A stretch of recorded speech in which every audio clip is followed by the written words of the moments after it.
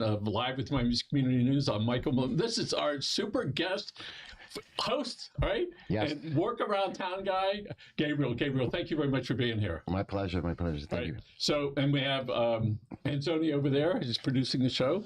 Yes. And by the way, I got my hats off to Anzoni, who lives in Homestead. We're in South Miami. He drives up here to South Miami. He takes when his little brother gets out of school, he goes to Homestead, picks him up, drives almost all the way back home, takes him to football practice, and then goes back home. Wow. So my hats to off you. Yes, for sure. Yeah, he's the patriarch of the family, I suspect. So here we are, 2026. We're about a month in, and what is happening around Miami-Dade County? A lot's happening. My brothers and sisters of Venezuela have already been either deported, self-deported, or are thinking about getting deported, and really, they were lied to, and just for the vote. So there's a lot going on in Doral right now. It is, and we have a paper out there, but more than that, Doral is one of the best cities in Miami-Dade County, no question. No question. And you look at, they have every level of communities, every level of the type of business, from the small one to the international companies, well-known companies. These stores survived on the people that live in that area. I know some of those small stores are in deep trouble because their clients have disappeared, either gone back or afraid to come out as much. So I hope I don't know what the resolution is, but I guess in the next year or two, it'll be well into something. Right? Well, I think we haven't really heard of much because they haven't been getting those raids like they have gotten in Minnesota or other cities, but once it starts, to hit home, that's when we're really going to feel it. And you said about the businesses are being impacted. Well, they're also being impacted because a lot of them have small businesses. Yes. So those businesses are either shutting down or just on hold for now. I heard a little soundbite from the mayor last night. She was doing the state of the county. Yes.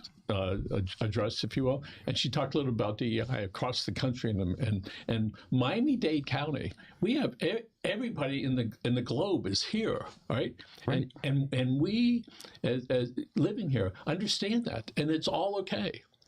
And here at Community Newspapers on our shows, we made sure that we went out of our way and made sure that we represented and are represented by people from all over. And there are only a few people that look like me on these shows because that's the way it is in Miami-Dade County. And Commissioner of District 1, Oliver Gilbert III, last night stated that 53% of the population in Miami-Dade County was born somewhere else. 53%. When you take that into consideration, that's a lot of people. Yes. Of the 3-point-something million that are in the entire county. Right. You want to talk about the housing prices? Well, affordability is obviously an issue. Yes, the county and government are doing something about it, but the problem is so large, Michael, that even though we're getting 50,000 new homes for X amount of families, it's not enough. The affordability crisis, is pricing everybody out. My generation and earlier generations were afforded, that possibility very easily. In today's world, we still have people that are living with their parents at age 30. So, Miami South Beach was this quiet little town for decades. And then Miami, Greater Miami, has become like New York City in the sense that the wealthy people are moving here. They're buying homes. It's wonderful if you're selling. But if you're trying to buy, we have to compete with those dollars that we're willing to pay. And I agree with you. People that are 20 to 35 years of age, unless you're making a lot of money, it's a gigantic struggle. So when we hear these terms of affordable housing, that's an oxymoron. It's not affordable. It's a lot of money. That's a legal definition. Of course. And so and we see and we hear about multiple levels, generations living there. So the kids, whatever age that is, get a chance to move forward. You also got to understand that this generation, unless they're making huge amounts of salary, they're competing with individuals that are coming with cash offers. Yes. And that just prices that generation out completely. unless they hit it big. 5 years ago, moved to Homestead because the price is like half of. Well, so now what's happened? The price is going up, and the mobility, the transportation issue. How if you live in Homestead like Tony does, right? And you have to work up here because most of the jobs are on the north end. I mean, from Homestead, it becomes this transportation costs, and it certainly is a quandary. I don't know how the South Florida Planning Council and Miami-Dade County how they do the job, which actually people don't like, but I think they're doing a pretty good job in addressing that. We know that if you're stable, we see that our half-cent sales tax goes and improve our roads, but more and more people are moving here, and they have more cars than ever before. I know there's other modes of transportation. I was downtown, and you see the kids on the scooters, and then you see them on the Vespas, and you see on skateboards and all that. That's wonderful if you live downtown. Right. But there's also the BRT now down south, which is the bus network. That's really that was brought to light last year, finally, rolled out. And just recently, they saw that the increase in ridership has almost already doubled. If I could give a word to our folks downtown, they should let people know that it's becoming more popular. Because when it does become more popular, people are more likely to go to that party. And I'm so delighted to hear that's growing, because that was the question: would people get on it? Exactly, and it's an all electrical also as well. So yes, I think the marketing has to improve, maybe, but they're doing a phenomenal job, and and really striving for that mobility. Right. And you have a show. Is it every week? Every 2 weeks? Every week. Every week. It's called Coming Out. All right. At first, it did start as an LGBTQ informational show, but we're very intersectional. The community is very intersectional. So we pay taxes. We have issues, affordability issues. We have every issues that come. So we've expanded our reach in our guests. And and I think that's important, that it can start. Everybody has this common interest, and after a while, all right, no, we want more people to come in to make it pretty diverse, to allow people of all consequences. And when we looked yesterday, we had people from the north end to the south end, African Americans, Haitians, Hispanics, I was going to say Venezuelans, but Hispanics and Cubans. And I look at it, and Grant and I had to work hard at that, because when we recognize that there are people in Miami-Dade County across the world that are being pushed down, we see that frequently. And I was fortunate.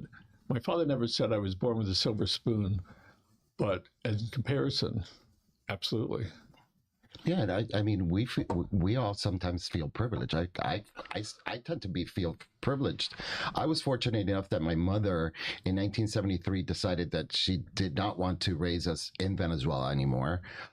She had met my father in New York, married, and my father was going to school in Philadelphia. Once he was done, they moved back to Venezuela with my brother and sister, who had been born in Philadelphia.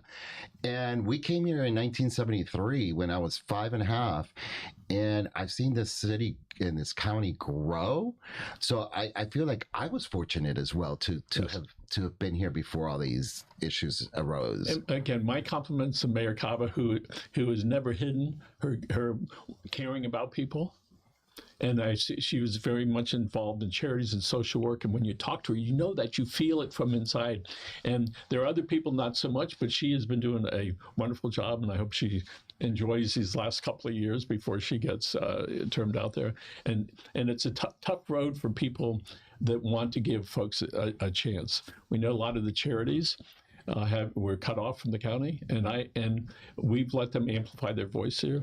And I tell them, you will be better off when you're not relying on that source. For sure. Go find some other people. There was a young lady who she small operation charity, and the county said no more. Well, she went and got from a large company a $400,000 grant. She would not have pursued that had she not been in that predicament. Right. And I think that's the thing that we all need to do. And so I'm hurt that they are hurt, right? But we as a community are going to find a way to support the ones that, that are and that forces us to grow and to look for alternatives. Look at her; she had to look for an alternative, and what a better alternative than a $400,000 grant. Yes. So it really does make us grow. I feel that we came here at a time when there was room to grow, and I was fortunate. I was able to go to Rockaway Middle School, Banyan Elementary, Rockaway Middle. Off of Coralway area? Yeah, Westchester. I grew up in Westchester. Where'd you go to high school? Christopher Columbus. Wow. Yes. Oh, my goodness. Yeah, it's the big C. I went to Christopher Columbus, graduated in 1985, believe it or not.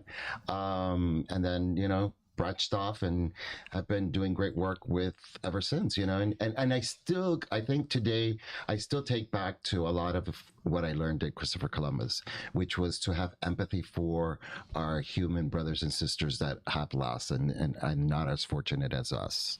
By the way, Mike Carricart, age 80-something, graduated from there in 1959.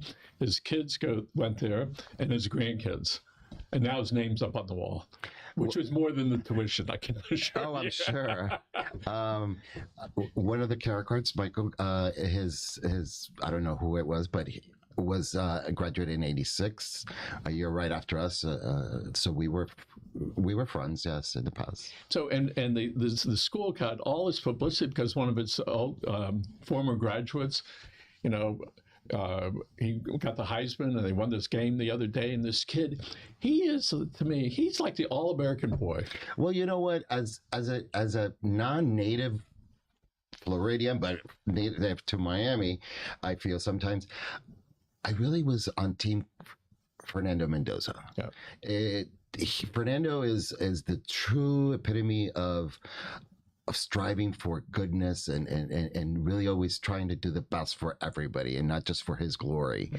And the fact that he was raised by great parents and that whole story, I mean, how could you not root for him to, he already had the Heisman. He had to have won the national championship for that fairy tale to be true and come to fruition. It's like a Cinderella story. It is. And that's why I was rooting for him. How big is his smile? How sincere is this kid? As genuine as he can be, and the fact that he also goes and does things that, during COVID, apparently he was the one who did the turkey drive, and he was able to convince individuals to donate turkeys when no one else was wanted to donate and have a drive for it. So he gets it done at a very early age. So we have to keep promoting individuals like that. One of the things you realize with young men like that are the people that listen to him. They bought into what he is doing. And totally. And people want to help. Totally. Right? I mean, I became a fan of his as a result of what he's doing and has already done. So right around, I want to bring him here. I'm making a push, Fernando Mendoza. Please, you're welcome to come on Coming Out anytime you want, or to come to Community News. We welcome you. I'll bet if we called Mike Carricart. Well, let's do it. All right. And by the way, last year, maybe 2024, we had 3 high school, Columbus High students, and Willard Shepard and our team went to Broward County and interviewed a 105-year-old Jewish soldier who was part of the Allied troops that released the kids from concentration camps. While he was there, he was told to guard Hitler's bunker. Hitler was dead at that point. And he grabbed up all the stationery and started sending letters to people. He found the letter that he sent to his wife. Oh, my God. And in that show that we did, we were nominated for an Emmy. And that was driven by Willard. And those 3 kids at age 17, I guess, or 18, now can always say they were nominated for an Emmy at age 17. What a thrill that is for us to be part of that they get to do that. That is a forever thing. And when we have some former TV hosts that come here and do some shows. Michael, we heard all about it. It was the talk of the town. They got into this club, these kids out there. And that was because the school cared.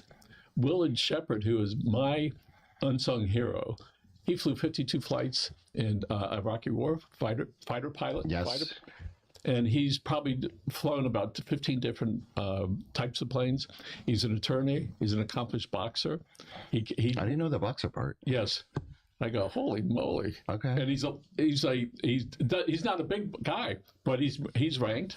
And then he is very involved in charities a lot. And so my hat's off to them. Willard, come by. And when you look at that, where there's so many caring people, and for us to be involved with those students over there is a thrill for us. They have a news network themselves. Yes, very big. Very big. And it's something that maybe we can partnership with them and do a part. So if you want to do anything, please, by all means, include me. All right. Okay. I would like to very much give back in that sense. A month ago, some of the kids were here. They were going to do their own thing. Who walks in Maribel Rodriguez from Channel? Sorry, I'm one of them. They go, okay, we're sit down. And they were doing the whole thing right here, spontaneous. And it was wonderful to see these kids have that confidence. One kid was doing the camera, one was doing the lights, one was doing the microphone. So they're training these kids to be really excellent people. And of course, the skill that they get, from doing this. So again, here we are. The year is going to be racing by. Totally. Right. Today it's really cold outside. All right. And people's behavior change. As mentioned earlier, I've been raising animals my entire life, and when it gets cold, something happens. Right. And in this case, it's a seasonal change, and the birds we're involved in a lot of birds. They go, it's time. There's something different in the community. And so this is a great time for us to celebrate this is probably our winter right now. This may be, pretty close to last. Probably the biggest that we'll get for this year, for this season. And anyway, so it's really, time for us to look forward. Grant and I usually look forward 6 months to a year. We already have things planned, for down the road. One of the things we have planned coming up on next week, we have Mayor Cava and Stacy Miller, formerly with Florida DOT. They're going to be speaking, as well as CITT. We have an event here next the middle of next month. We sent out invitations. Many hundreds of people responded. And I said, what is it that's causing these people to say, yes, I want to go? And it's really a key lesson. Actually, it was 482 people RSVP'd. I don't know what we're going to do, right? Because that's here in the building, right? So we're not sure. But the point is that there's a thirst for people to be involved. There's a thirst for people to get involved because of so much that is going on. Yes. And when we see it, we feel that there's a need in us to express ourselves. And I think and right now they're limiting us what we can say or want to say, because if you say something that you shouldn't be saying, you can get, scolded for it, to say the least. So I feel that that's one of the things that people are experiencing nowadays, is the need to be able to share, and speak to like-minded individuals. So we had a guest, and I mentioned to someone, I said, he's very articulate. And so the gentleman happens to be black. So somebody said, that's a racist statement. And I said, why is that racist? Well, because it is. You're implying that he couldn't be because he's black. I said, no, I would say the same. Anybody that was articulate and that struck me like that. So I happened to mention that to a Haitian guy, has his PhD. He, as I started to tell, he said, Michael, I saw him before I said it. He's very articulate, Michael. I said it. They called me a racist. And he said, that's the problem today. We take this stuff and we twist it around and we do it so that we present it, right? In this case, it was erroneous. I understand there may have been a time where maybe that was appropriate to say, but when I said it and the people we knew, it was just because he was, to his point, all right, he was unabashed. Whatever he was right out front with it. It was very good to see them. You've been around for a long time.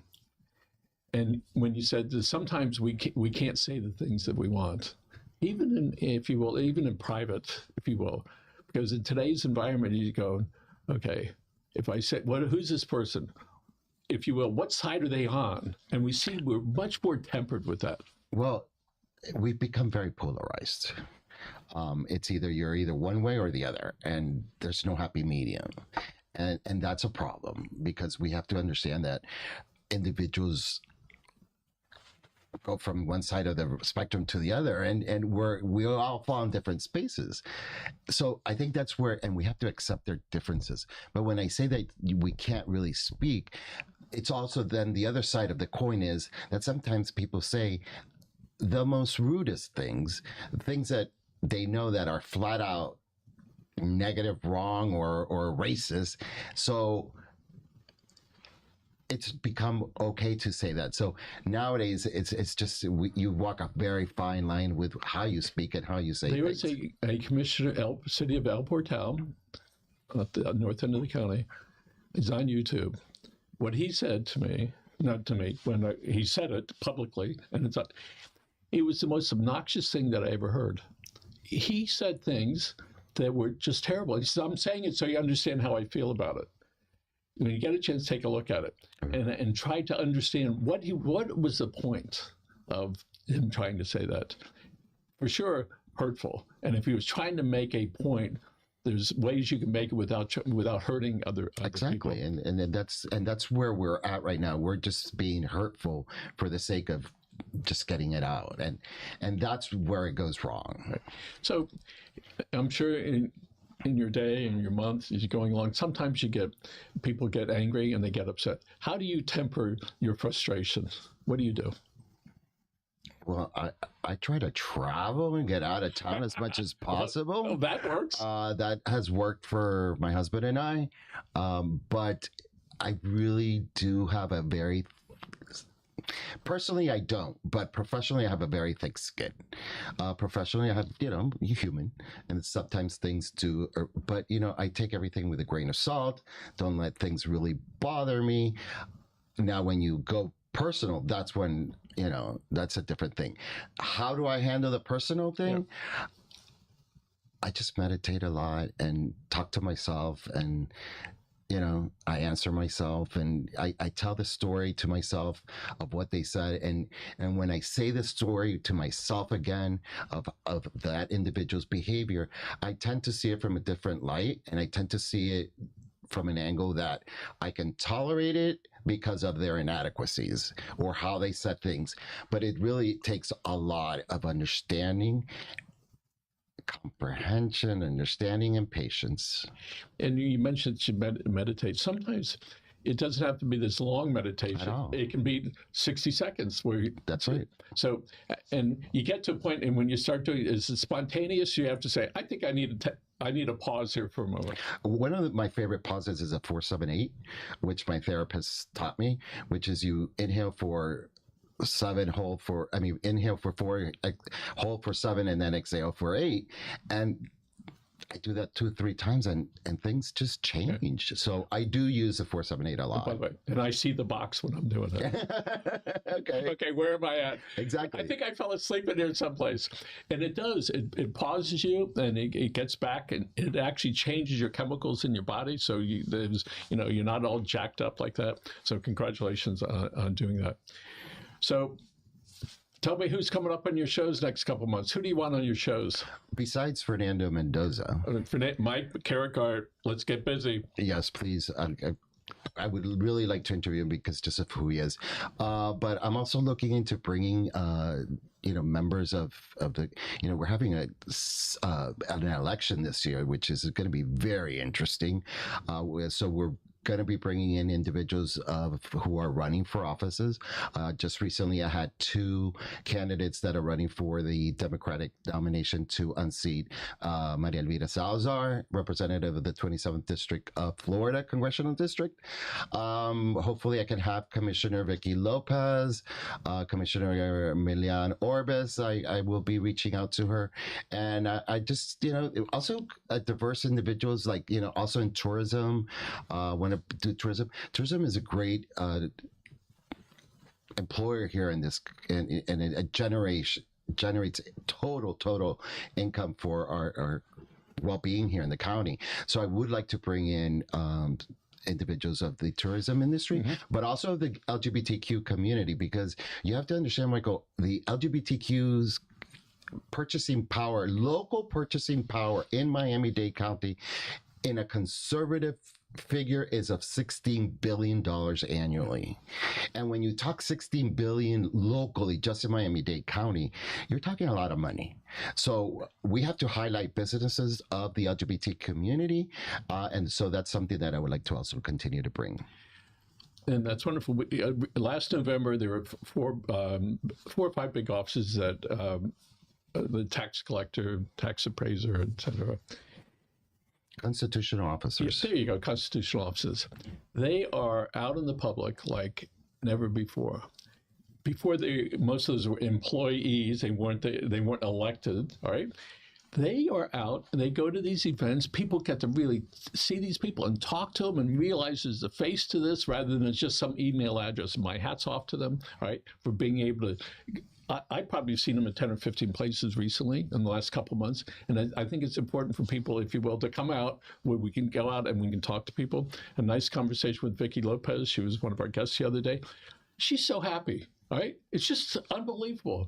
And she's out there, you know, welcoming people. She was appointed. She resigned from her seat as state representative. She's appointed. I don't. Is this for how many years is this appointment for? Well, her term, the term that she got appointed for runs until this year. Yeah. So she will be running for election as a commissioner for District 5. And I'm sure she's going to be out. And people can find out about all the candidates. Just go online. You can find people. I think in today's environment, you don't have to give people the web address. It is no secret that I am a registered Democrat. I've been a registered Democrat for my whole life. The first election that I voted for was Bob Graham when he ran against Paula Hawkins, and I felt like my vote had really worked. Yeah. So when I say that, these constitutional offices are all held by Republicans. Yes. My hat goes out to them for how they are handling this PR situation. Yes. But my hat really goes out to Dariel Fernandez. Dariel Fernandez is your tax collector here in Miami-Dade County. And I see him not only at events, but working.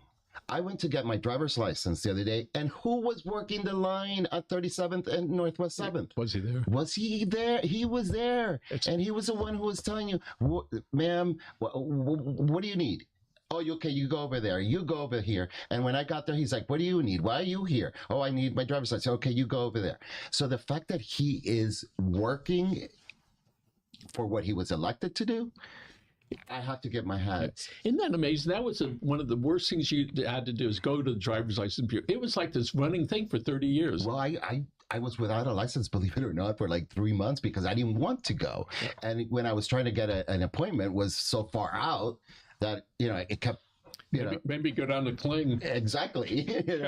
So, for that reason, when I went and I saw him there, I was like, okay. And now I see him at the main office in downtown sometimes, working that line as well. So, I mean, Dariel Fernandez is doing a phenomenal job, and I cannot say anything bad about him. It's wonderful. I'm glad these folks, we had the former mayor of Miami, Tomas Regalado, here. Yes. And his grandchildren, Raquel's Regalado's children, she has 2 adult autistic kids. And she came to a meeting they were having about autism. And I don't know if it was here up front, she said they deserve a seat at the table. And we now have a show once a week about autism. And she's one of the reasons why, because we can amplify that. And autism is significant. There's significant numbers. It's a lot of people. Listen, I would have been diagnosed autistic had I been born in today's society. I did not speak until I was 5. I had my own language. Well, you made up for it now. Exactly. And I won't stop, but it's okay. But the fact that I was given that opportunity, and I think one of the things that really launched me was the fact that I got here probably 6 months after I started speaking. So when I got here to Miss Levin's class in Banyan Elementary and I smelled the ivory soap, I had to ask. And I didn't know how to ask in Spanish, but I sure wanted to learn how to speak it, say it in English. So it kind of motivated me so it got me out of that rut that I was in. And sometimes we have those defining moments. A friend of ours' son, he was in college, he was doing too many teenage stuff, he flunks out, he starts parachuting. He likes that. And he started studying how the wind moves in airplanes and everything. So he goes to junior college, or 2 years there, he goes back to the school that he dropped out of. And he goes, well, what do you want to study? He says, business. The dean or whoever says, really? He's no, I want to study physics. Well, 5 years later, he's gotten his PhD.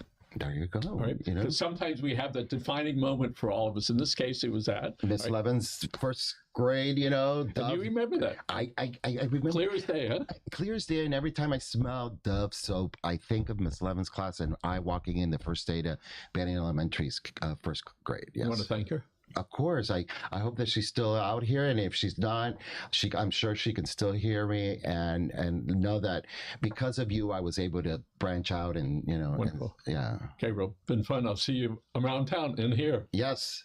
It's a Thanks pleasure. again. And let's look at that camera right over there. First of all, Gabriel, thank you for being here. Second, my brother Grin and I subscribe to the Disney rule, which is when you hug someone,